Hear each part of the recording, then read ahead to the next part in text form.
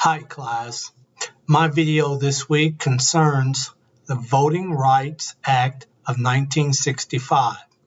The Voting Rights Act of 1965 was signed into law by President Lyndon B. Johnson. The goal of the act was to overcome legal barriers at the state and local levels that prohibited African Americans from the right to vote, which was also guaranteed under the 15th Amendment to the U.S. Constitution.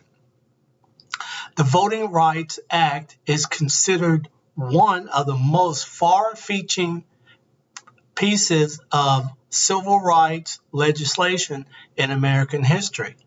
It is also considered one of the most monumental events in the history of African Americans.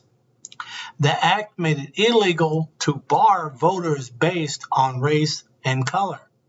The 1965 Voter Rights Act strengthened the 15th Amendment, which was ratified in 1870 after the U.S. Civil War, which prohibited states from denying a male citizen the right to vote based on color and race and previous conditions of servitude.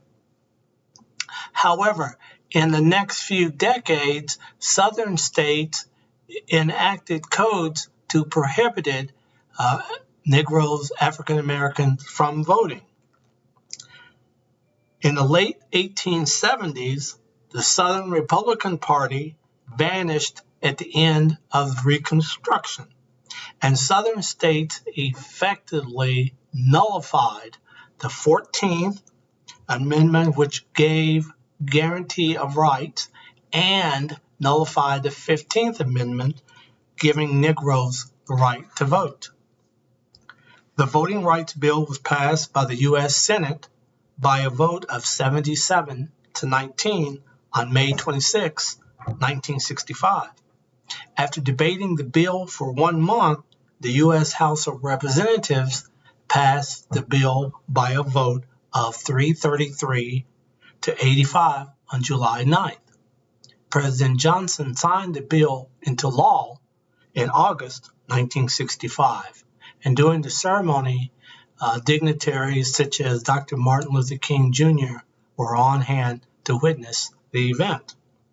The law was also signed after protesters marched from Selma, Alabama to Montgomery to secure voting rights. I walked across the Edmund Pettus Bridge, and I kind of felt what the protesters must have felt during the protest march. I looked at 2 historical newspapers from the Jerry Falwell ProQuest database. The first was from the Washington Post, 18 January 1966. It said, "The High Court hears South attack Voting Rights Act." Basically, the thrust of the article was that Congress had trespassed beyond its constitutional bounds with the 1965 Voting Rights Act. They urged the court to declare the law unconstitutional based on infringement on judicial prerogatives and the rights of states. The law actually affected over 250,000 Negroes in 7 states. The second newspaper was the Baltimore Sun, which said, "We still need the Voting Rights Act." March 19, 1975. The article's main thrust was 5 years after the passage of the bill, a number of African American officials had increased from fewer than 100 in 1964 to over 1,400 in 1974. White officials had become more responsive to African American needs, and the law should be extended for another 5 years. It's amazing that now we are still debating voting rights, absentee ballots, going to the poll with voter ID cards. I hope we solve this issue soon. Thank you for watching my video.